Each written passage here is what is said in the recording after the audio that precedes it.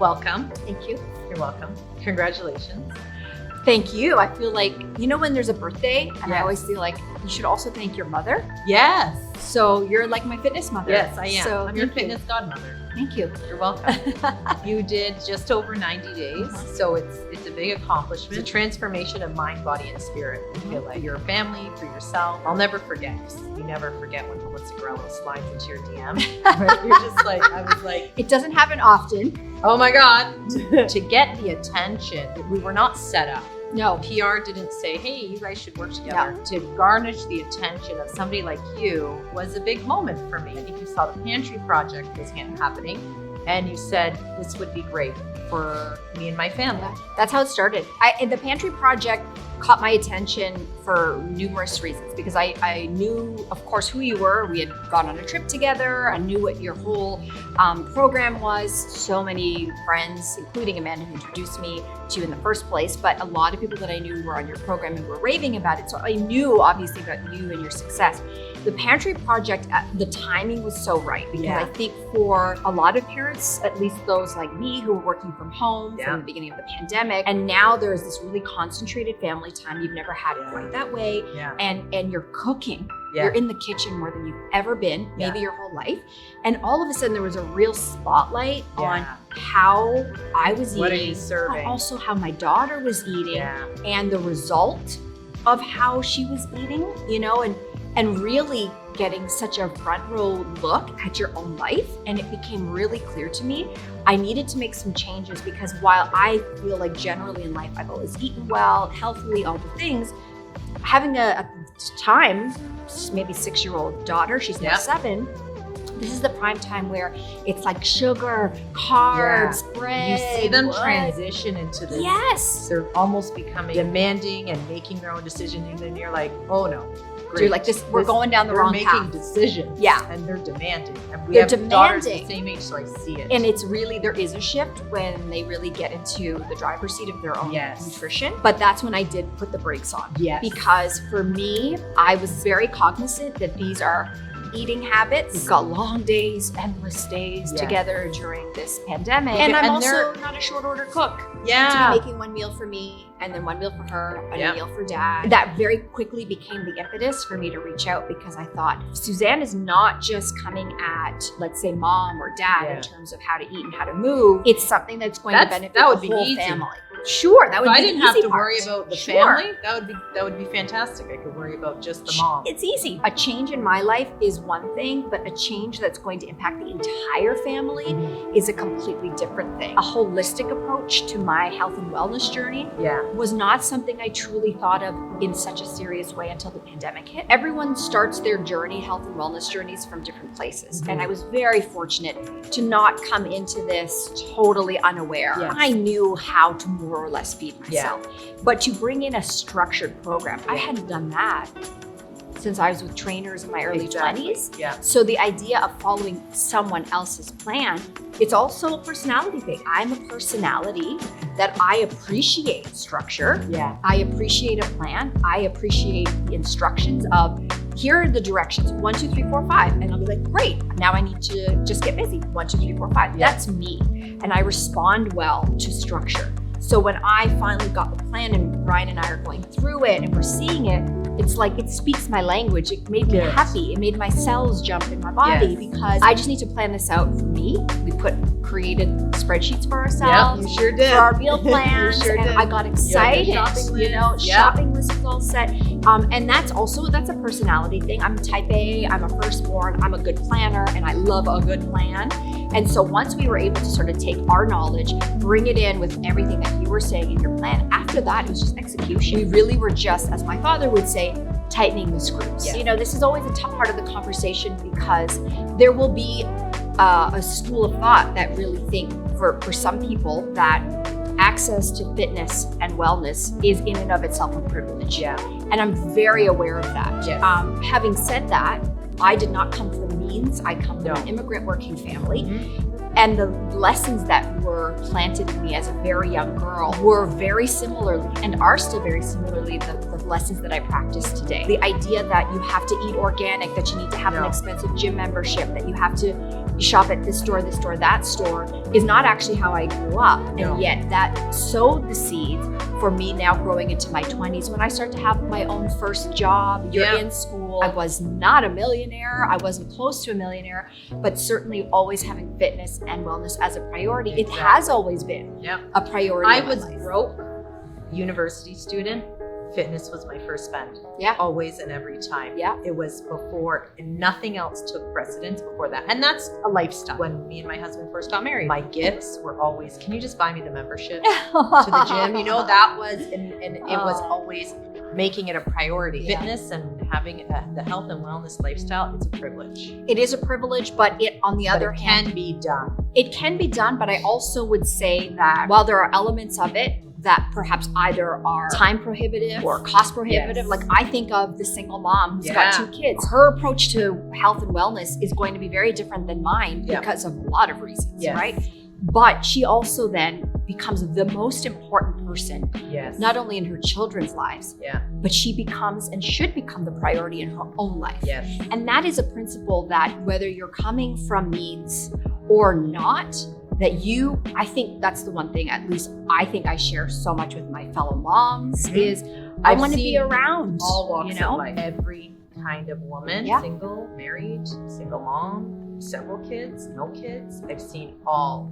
And the difference is that fitness and wellness is important to them, and it's a priority. And it's also the why. And I feel like anybody who does anything big in life or makes a big change, there's going to be a motivational factor behind there. At least for a lot of women who are similarly to me, just at this age, I just turned 44. You've got a job, you're hustling. The pandemic has thrown you for a tailspin. We know that it's hit women disproportionately harder than men. Rather than taking the foot off the gas pedal in terms of making myself a priority, it actually reminded me why I have to be the priority. Because I wouldn't have lasted these last 5 million days of the pandemic if I wasn't taking care of myself. I would have had a lot more problems, also mental health problems on top of all of it, if I wasn't taking this seriously. It gave you energy to focus on your job, because homeschooling wasn't easy. It gave you energy, it cleared the fog. And because we are in our 40s, I mean, back in our 30s, things like heart disease and high blood pressure, they weren't top of mind. But now, as I know for me, I see friends who have suffered heart attacks. I see friends who have high blood pressure in their later 40s, early 50s. So it's become very real. It's like, oh my God, we never thought this would happen, but we aged. What? Yeah. It's a thing? We actually, we aged, and now we're in our 40s. And these things become very real, and especially for women. And that's the biggest message I want to send home to all women, is that disease is there. And if you don't do the right thing when you can, not being reactive, being proactive about your health, that's the message I'm trying to send. I look at myself, how I feel and how I look today. I have a job that is very forward facing. That stuff means something to me. I also am looking at the long game and approaching my health because and you won't always be Melissa on the social. Eventually you're going to be Melissa, 75 years old with grandchildren. How do you see Melissa then? That's the biggest question, because hey, maybe you'll still be on the social.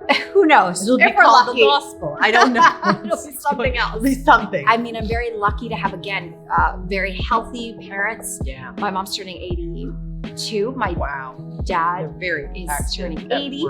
And who are still, like, my dad will never retire. My mother is full-blown, like, living her best life. And so the model of what aging looks like in my household, I've been very fortunate to have parents who are not sick, not on any medications, moving their bodies, have a great social network, all the boxes are ticked. So I'm not doing what I'm doing for me today, just for today. No. I want to be able to run up a flight of stairs. I want to be able to bench press whatever the hell I want to bench press. But I also look ahead to like not 44, but like 84. Yeah. And what I'm doing today is going to impact how I age. And that's, period. That's the message, you know, and it gets caught up in all this diet culture and all these things that want us to talk about it as a weight loss remedy, when it's far from it. This was never a weight journey for me. For some people, they may need that and want that, and that's for them. I never approach this with a number. Reducing your health and wellness to a number, to me, that is a trap. And unfortunately, and certainly for women, we get sold that you need to be a certain size, or we get sold that you have to have a certain number on the scale. I have been, for example, 10 pounds heavier than I am today and felt just as good about my body. It was never about the number, but it is, how do I feel when I go for a run? Yeah. What are my lungs telling me? What's my heart telling me? What are my joints telling me? Yeah. You know, that for me has always been a marker. That's my digestion. You know, have I had a bowel movement today? What was that like? You know, and so for me, my markers and my goalposts have been very different. Yes. But that's where I always say to women, everyone's why is going to be different. Your motivation for doing this is going to be very different. And for me, which everyone's health and wellness and fitness journey is going to be so individual. Even me sharing my story, I'm always very cautious, because while I would love to motivate other women to take their health very seriously, I also caution to say, don't use me as your first example to be like, I need and want this. Girls, ladies, don't do it. And I say that respectfully, because where you're coming from is very different than where I'm coming from. My goals could be very different than your goals. And so, you know, I had a woman write to me, and I think she was in her late 60s, maybe early 70s, because she had said, I'm a grandmother. You're so inspiring. This is fantastic. You look fabulous. It's not for me though. I think my ship has sailed. Yes. And I kind of thought, well, what does that mean? You know, so we engaged a little bit, and I said, well, you know, hold up. What's your goal? And what's your why? Like, is this something that you want? She may not have wanted it. But when she said, you know, I think my ship has sailed, it's like, whoa, we need to reassess. Like, let's put you as the priority again. And what is it that what has led her to believe that? Like, why is that the language that she's speaking? It's really self-defeatist. Yes. But her life could have brought her there. And there could be a million things that I could think of off the top of my head that would have put her in that mind frame. Yeah. So I really just shared a little bit to say, listen, I don't know what you want to do. I don't know what your daily life looks like, but health and wellness is for everybody. Like, doesn't matter what your biological / chronological age is. If you feel like you want to do it, do it. You've seen, we have 74-year-olds in the program. Health and wellness is for all, for every age. Thank you so much for everything you brought to the program, all the inspiration that you provided for hundreds of women. You've really put a huge spotlight on me and my program. I do want people to know, who are watching this, that I take health and wellness really seriously. Yes. And I know enough in the industry that there are no shortcuts. Yep. There is no silver bullet. Yeah. And I think that if there's anything I could say to people, it really is that you're not going to hold anyone's hand. Like, you do hold hands in the sense of you guide us along and you tell us exactly what we need to do. But at the end of the day, the motivation and the reason has to be on each person who joins. And it's got to propel them to come to you ready and saying, okay, I'll do whatever I need to. Because the learning aspect, right? Wouldn't you agree? Because now you're going on to your next journey, which is a reverse diet. We're going to learn how to increase calories. We're going to learn how to eat more and,